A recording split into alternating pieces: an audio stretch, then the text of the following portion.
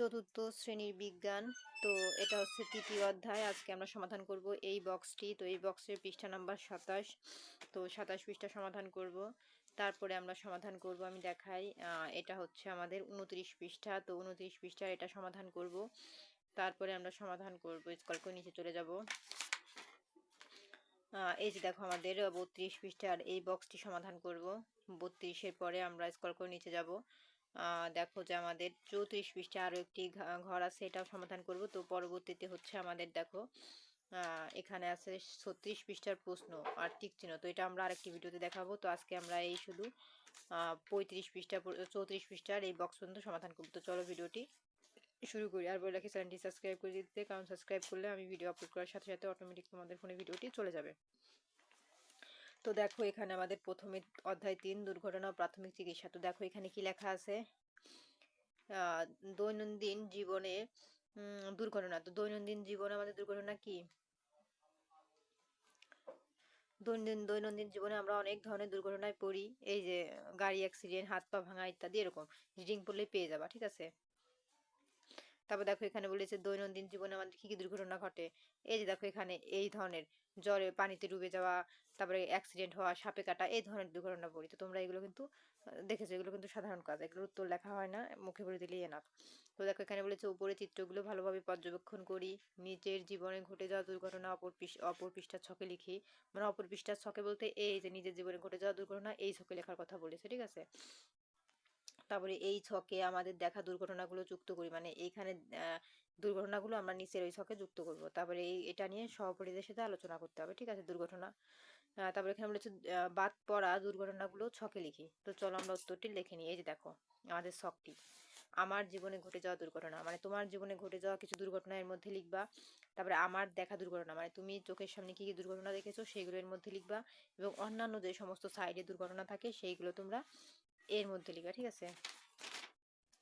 তো দেখো আমি তোমাদের একটা জিনিস দেখাই। এই যে দেখো আমাদের এখানে বলেছিল না একটা কথা, যে দৈনন্দিন জীবনের দুর্ঘটনা, তারপরে আমাদের জীবনে সাধারণত কি কি দুর্ঘটনা ঘটে। এই যে দেখো তোমরা এই যে এখানে পড়লেই পেয়ে যাবা, এই যে বিভিন্ন সময় আমাদের জীবনে বিভিন্ন দুর্ঘটনা ঘটে, ঠিক আছে। তো তোমরা এখান থেকে এই পর্যন্ত পড়ে নিলে অ্যান্সার পেয়ে যাবা, এইগুলোই কিন্তু দুর্ঘটনা। তো চলো আমরা এইটার অ্যান্সার দেখে নিই। তো দেখো আমার জীবনের দুর্ঘটনা, পড়ে যাওয়া, হাত কাটা, পা মচকানো। এটা হচ্ছে আমার জীবনের দুর্ঘটনা। আর এটা হচ্ছে আমার দেখা দুর্ঘটনা, আগুনে পোড়া, পানিতে ডোবা, গাড়ি দুর্ঘটনা। এবং অন্যান্য দুর্ঘটনা কোনটা দেখবা, সাপে কাটা, বজ্রপাত, বিদ্যুৎ শক। তো এই ছিল কিন্তু উত্তর। তো দেখো আমাদের কিন্তু এই ছকটি কমপ্লিট, কি লিখতে হবে আমি দেখিয়েছি। তারপর আমরা স্ক্রল করে নিচে চলে যাব। আহ এই যে দেখো এখানে বলেছে আমরা কিভাবে দুর্ঘটনা প্রতিরোধ করতে পারি। হ্যাঁ, এই যে করতে পারি, তবে দুর্ঘটনা প্রতিরোধের সতর্কতা। তো এটার উত্তর একই। তো আমরা কিভাবে দুর্ঘটনা প্রতিরোধ করতে পারি,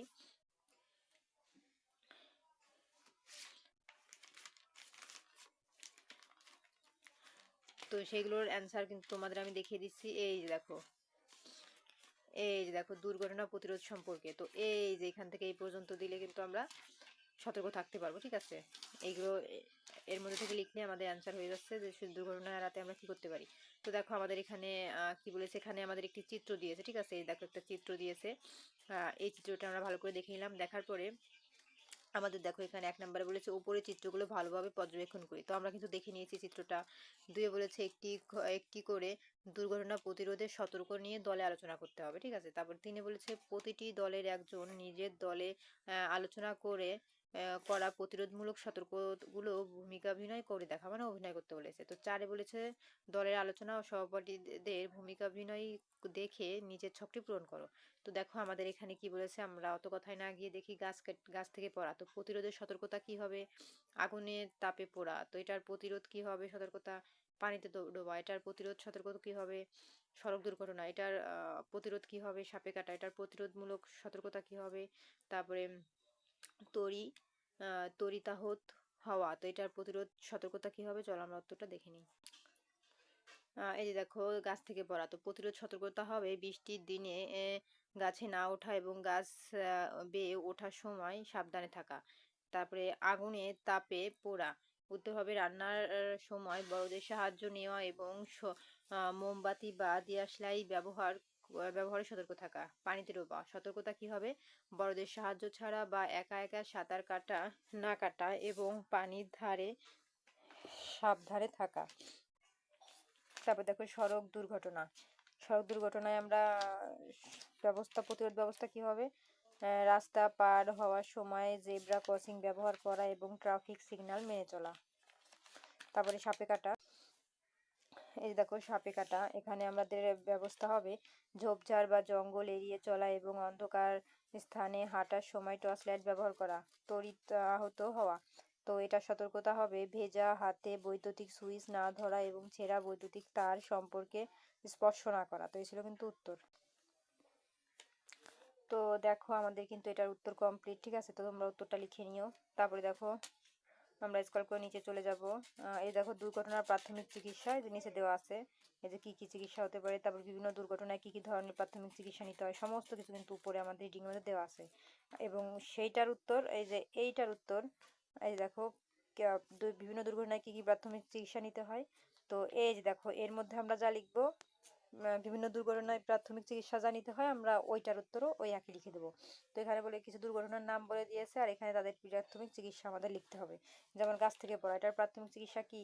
আগুনের তাপে পড়া, এটার প্রাথমিক চিকিৎসা কি? আমরা এর মধ্যে লিখবো। পানিতে ডোবা, এটার প্রাথমিক চিকিৎসা এখানে লিখবো। সড়ক দুর্ঘটনা হলে প্রাথমিক চিকিৎসা কি? তারপরে সাপে কাটলে প্রাথমিক চিকিৎসা কি? আমরা এর মধ্যে লিখবো। তো চলো দেখে নিই। এই যে দেখো আমাদের উত্তর গাছ থেকে পড়া। তো প্রাথমিক চিকিৎসা কি? আঘাতপ্রাপ্ত স্থান স্থির রাখা, হাড় ভেঙে গেলে কাঠের টুকরো দিয়ে বেঁধে দেওয়া এবং দ্রুত হাসপাতালে নেওয়া। তারপর দেখো আগুনের তোপে পোড়া। তো এটা আমরা কি করব?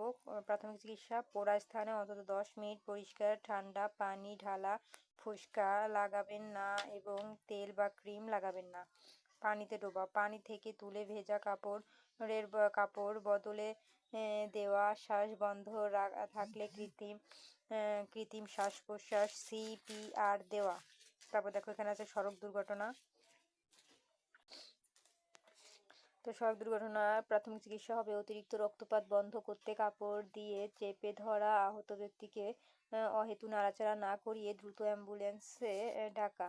তারপরে সাপে কাটা, এটার প্রাথমিক চিকিৎসা কি হবে? রোগীকে আশ্বস্ত করা যেন ভয় না পায়, ক্ষত স্থানের কিছুটা উপরে দড়ি বা কাপড় দিয়ে হালকা করে বাঁধা এবং দ্রুত ওঝার কাছে না গিয়ে হাসপাতালে নেওয়া।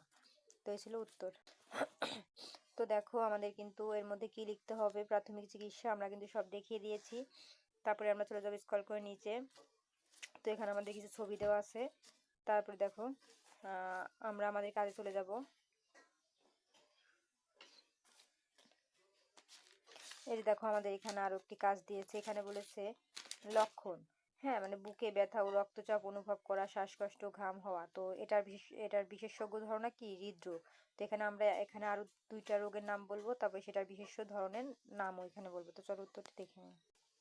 এই যে দেখো আমাদের উত্তর একটা কিন্তু এখানে দেওয়াই ছিল।